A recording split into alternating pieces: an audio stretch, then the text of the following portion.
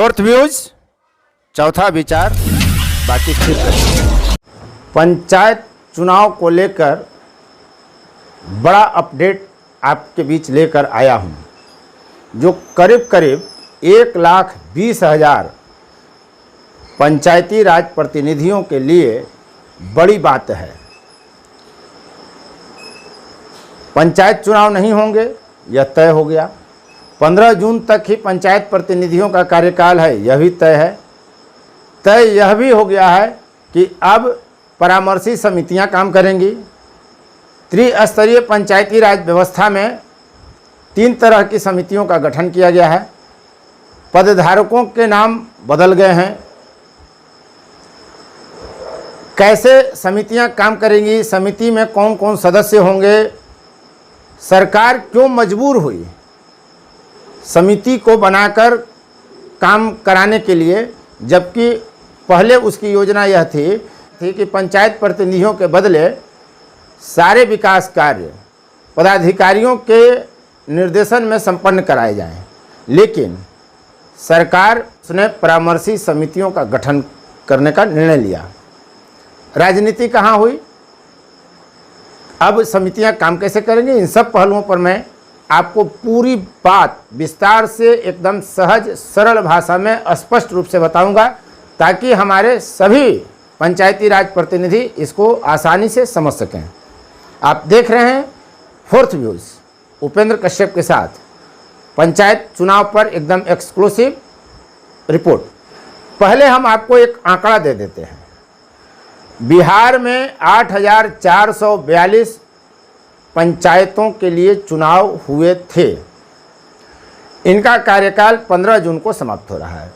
इन पंचायतों में 8,442 मुखिया हैं, 11,491 पंचायत समिति के सदस्य हैं, 1,161 जिला परिषद के सदस्य हैं और 1,14,667 वार्ड सदस्य हैं। पंचायतों में मुखिया जितने सरपंच हैं और वार्ड सदस्यों जितनी संख्या पंचों की है। मूल रूप से विकास कार्यों में उनकी कोई भूमिका नहीं मानी जाती है, वो न्यायिक व्यवस्था के हिस्सा माने गए हैं।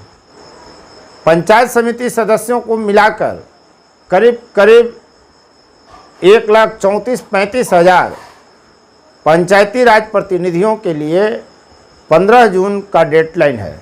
इसके बाद उनका कार्यकाल समाप्त हो रहा है।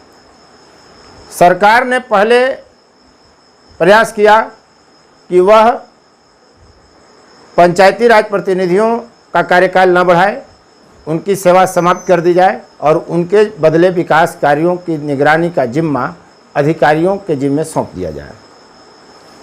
सत्ता पक्ष के नेताओं से लेकर विपक्ष तक ने इसका विरोध किया। मुखिया महासंघ ने मुख्यमंत्री तक को ज्ञापन देकर मांग की पंचायती राज प्रतिनिधियों के कार्यकाल का विस्तार किया जाए। यह मांग चहुं ओर से उठी। सरकार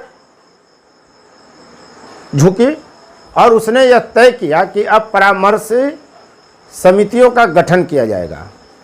मुखिया, प्रखंड प्रमुख और जिला परिषद के अध्यक्ष तीनों के पद नाम अब बदल जाएंगे। अधिकार को सुरक्षित रखा गया है, लेकिन सीमित कर दिया गया है। अब गांवों में ग्राम पंचायत परामर्शी समिति का गठन किया जा रहा है। मुखिया को प्रधान परामर्शी समिति ग्राम पंचायत का संबोधन दिया गया।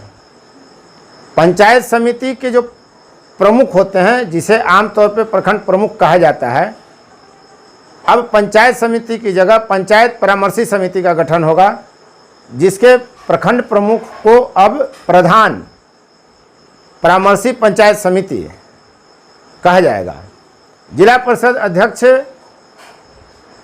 जिला परिषद की जगह जिला परामर्शी समिति और जिला परिषद अध्यक्ष अब प्रधान परामर्शी जिला समिति कहे जाएंगे। पद नाम और संस्था का नाम बदल गया। उम्मीद है आप बहुत सरलता से इसे समझ गए होंगे। यदि आपने अभी तक मेरा चैनल सब्सक्राइब नहीं किया है तो कृपया करें, लाइक करें, शेयर करें, कमेंट करें, नोटिफिकेशन वाली घंटी दबाएं ताकि आपके काम की, आपकी ज़रूरत की, आपके रुचि की खबर सबसे पहले आप तक पहुँचे। मुखिया पहले की तरह काम करा सकेंगे।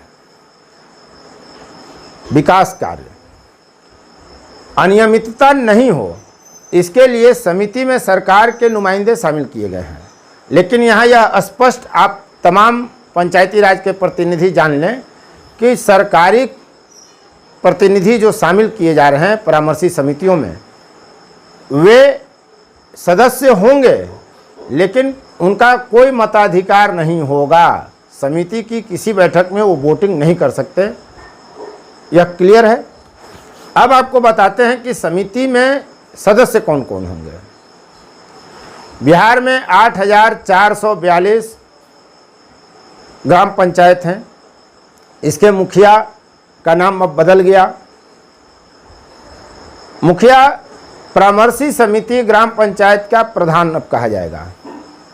इस समिति में सभी निर्वाचित वार्ड सदस्य, संबंधित पंचायत का पंचायत सचिव, संबंधित प्रखंड का पंचायती राज पदाधिकारी, संबंधित प्रखंड का प्रखंड विकास पदाधिकारी द्वारा नामित एक व्यक्ति इस समिति में सदस्य होगा। वीडियो नामित उसी व्यक्ति को कर सकते हैं जो उस पंचायत का निवासी हो और राज्य, केंद्र, रेल या सार्वजनिक उपक्रम से सेवानिवृत्त व्यक्ति हो। पंचायतों में एक अनुसूचित क्षेत्र की व्यवस्था है। अनुसूचित क्षेत्र से संबंधित जो परामर्शी समिति ग्राम पंचायत होंगी उसमें सभी वार्ड सदस्य तो होंगे ही, संबंधित पंचायत का पंचायत सचिव होगा, संबंधित प्रखंड का पंचायती राज पदाधिकारी होगा। इसके अलावा अंचल निरीक्षक और प्रखंड समन्वयक उस समिति में सदस्य होंगे, लेकिन उन्हें मत का अधिकार नहीं होगा किसी भी परिस्थिति में। परामर्शी पंचायत समिति के जगह पर है। इस समिति में प्रमुख होंगे पंचायती राज अधिनियम 2006 के तहत निर्वाचित सदस्य इस समिति के भी सदस्य होंगे। पंचायत समिति के सभी सदस्य होंगे। पंचायती राज पदाधिकारी और बीडीओ इसके सदस्य होंगे। अब बचता है जिला परिषद, जिसे अब परामर्शी जिला समिति कहा जाएगा।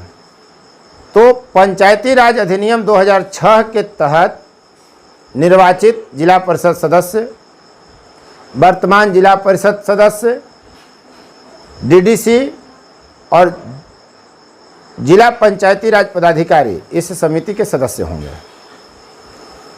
अब इन समितियों को ही विकास कार्यों से संबंधित निर्णय लेने हैं, उनका कार्यान्वयन करना है। आपको वीडियो देखते समय हो सकता है मन में यह प्रश्न उठ रहा होगा कि क्या सिर्फ राजनीतिक दबाव के कारण बिहार की सरकार ने कार्यकाल को खत्म न कर 15 जून के बाद परामर्श समिति का गठन किया और परामर्शी समितियों में पंचायती राज पदाधिकारियों को इज्जत बख्शे? नहीं, यह स्पष्ट जान लीजिए कि सिर्फ राजनीति ही एकमात्र कारण नहीं है। उससे बड़ा कारण था PFMS सिस्टम। जी हाँ, PFM सिस्टम, जिसके तहत राज्य और केंद्र सरकार द्वारा विभाग को प्राप्त बजट का हिस्सा पंचायतों को जाता है। इसी सिस्टम के तहत जाता है, जिसमें 2 डोंगल होते हैं। एक संबंधित पदाधिकारी के पास जो सरकारी प्रतिनिधि होता है और एक डोंगल पंचायती राज प्रतिनिधि के पास होता है। दोनों डोंगल के माध्यम से विकास योजनाओं से संबंधित राशि भुगतान किए जाते हैं। जब तक दोनों डोंगल के सिग्नेचर, डिजिटल सिग्नेचर नहीं मिला लिए जाते, मिलान नहीं हो जाता, तब तक भुगतान संबंधित पक्ष को नहीं होता।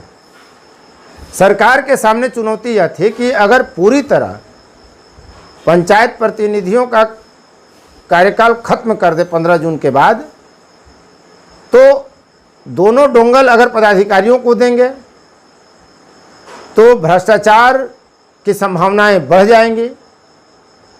अगर पंचायती राज पदाधिकारियों के डोंगल को कोई दूसरी व्यवस्था के तहत किसी दूसरे प्रतिनिधि को दे तो इसमें कई महीने का वक्त लग सकता है। आप यहाँ ध्यान देंगे कि अभी भी कई ऐसे पंचायत प्रतिनिधि हैं, हजारों में उनकी संख्या है, जिनको अभी तक डोंगल नहीं मिला है। तो सरकार के सामने यह बड़ी समस्या थी कि पीएफएमएस सिस्टम को वो कैसे लागू करा सकेगी। यह तकनीकी और वैधानिक ज़रूरत भी सरकार को झुकने पर मजबूर की, यह हमेशा ध्यान रखिएगा। मैं उम्मीद कर सकता हूं कि आपको अब पंचायती राज संस्थाएं काम कैसे करेंगी, पंचायती राज प्रतिनिधियों की भूमिका क्या होगी, स्पष्ट हो गया होगा, आप जान गए होंगे। एक और महत्वपूर्ण बात, सरकार जो यह नई व्यवस्था करने जा रही है, इस पर भी राजनीति होगी। पंचायती राज प्रतिनिधियों के संगठनों के तरफ से पक्ष और विपक्ष में टिप्पणियां आएंगी। राजनीतिक दलों की अपनी अपनी अपेक्षाएं, महत्वाकांक्षाएं, आग्रह दुराग्रह होती है, उनकी भी प्रतिक्रियाएं आएंगे। उसके लिए भी हमें तैयार रहना है। आप देख रहे थे फोर्थ व्यूज, उम्मीद है आपने अब तक सब्सक्राइब कर लिया होगा।